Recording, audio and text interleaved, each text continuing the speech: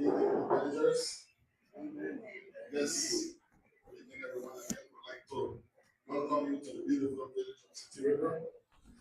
And sitting at the head table is Deborah Rogers, Chief Magistrate for the Commission. Mr. King, Director.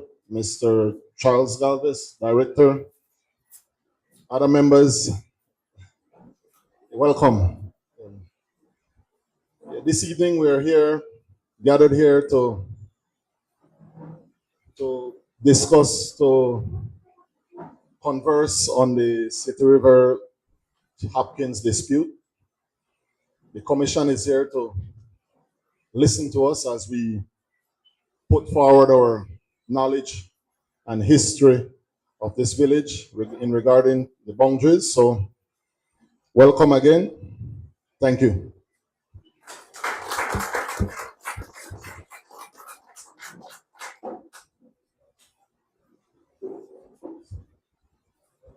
Thank you, Chairman.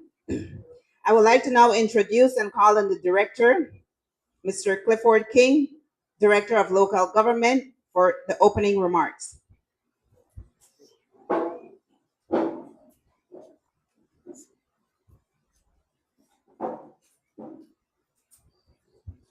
Good afternoon, and thank you very much, Chairman, for the warm welcome.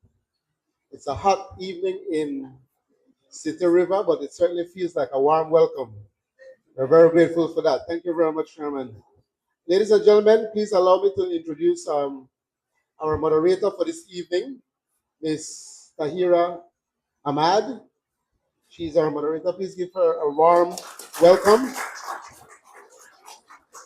Ms. Ahmad is a trained court mediator, and in the process of developing this or advancing this initiative, we have determined that to use a trained mediator or moderator for these kinds of purposes makes a lot of sense. And so she'll be leading us through the discussions today.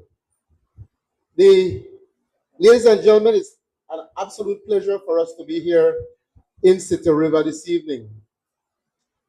I'm very glad, very pleased with the turnout that I'm seeing.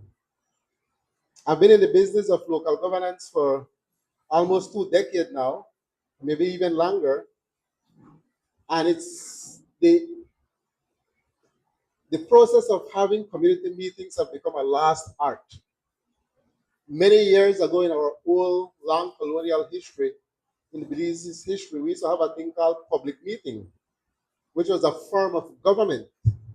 And really it was a place where people came at some point during the course of the month, the years, to make decisions about the community. And for those of you who are a lot older than me, you may remember that your parents or grandparents spoke to you about that's where decisions were made, in the public meeting.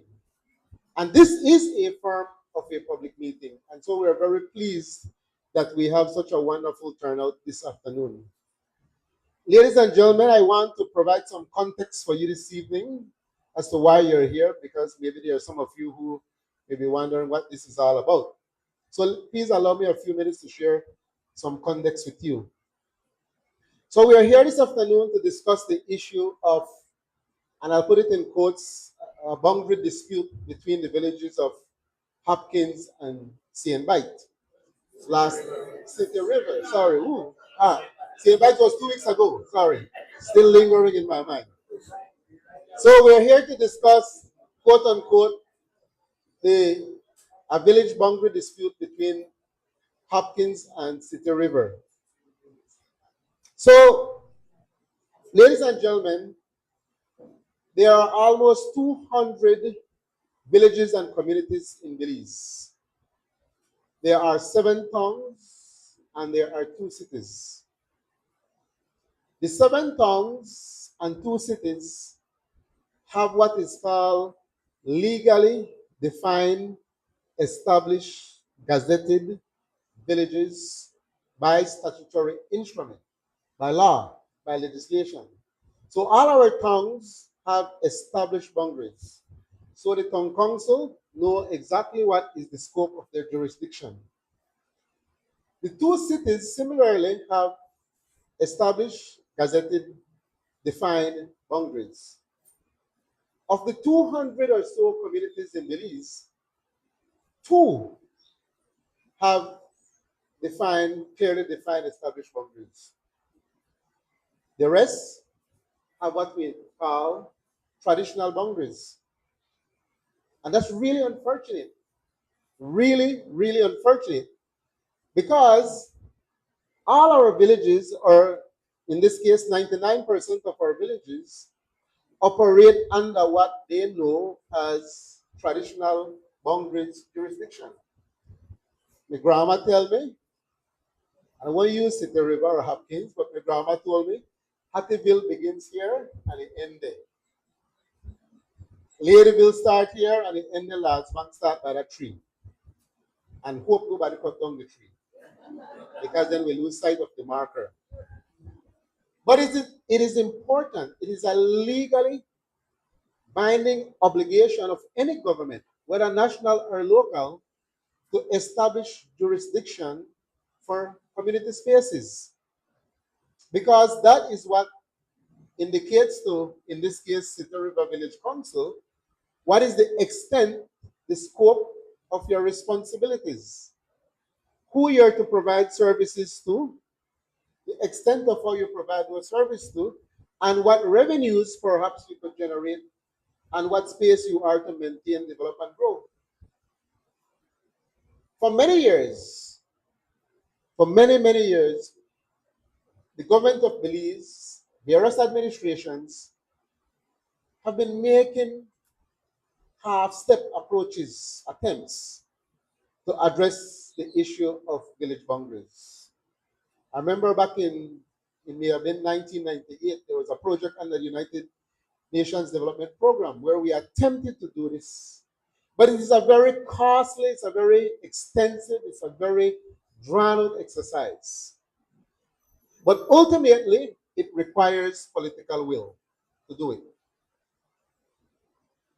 This venture that we're on now for the past 5-6 months is based on the instructions, the guidance that the executive arm of government, the cabinet, has said to us in the Ministry of Rural Transformation. These issues of village boundary disputes we have to deal with. These issues of village delineation we have to deal with. And incidentally, not by any form deliberately, the situation in Placencia and Sienbite has come to fore. The issue of Hopkins and Sitee River has come to fore.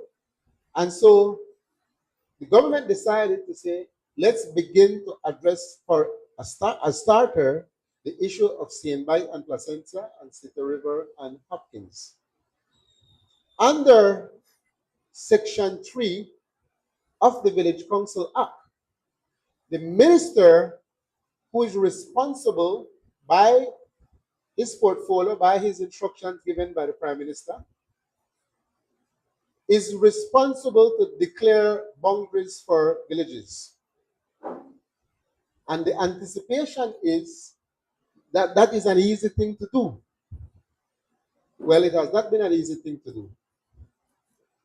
And so the law provides that where there is conflict or where there's a dispute between 2 adjoining villages, the law allows the minister to establish what is called an independent commission to mediate the village boundary dispute between the 2 adjoining villages, and therefore for the commission to make recommendations to the minister about where those boundary lines should exist, where they should be drawn.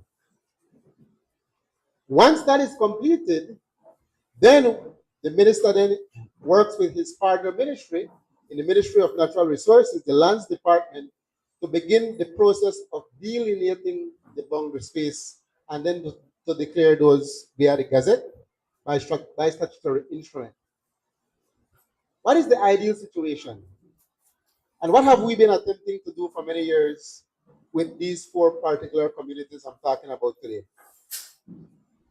For many years, we have been giving the village councils of these respective communities an opportunity to have its public meeting, talk to its people, and then for the two councils to sit together and say, hey, let's agree on this, so that we can then make this proposal to the minister. Unfortunately, that has not been the case. And that is why we're here today. That is why this commission has been commissioned, has been put together. This commission has a very clear terms of reference. This commission has a legally established set of standing orders that is there to provide how it is to do its job. The chairperson will share with you, Chief Magistrate Deborah Rogers will share with you the scope and provide an overview of the work that they're doing and the legal basis for the work that they're doing. But we in the ministry have been engaging both village councils for a very long time in an attempt to try to mediate this quote unquote dispute matter.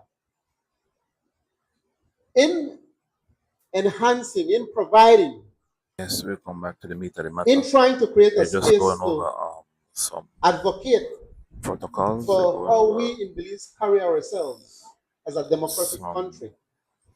Part of the items on commission the mandate agenda. is to hold public consultations.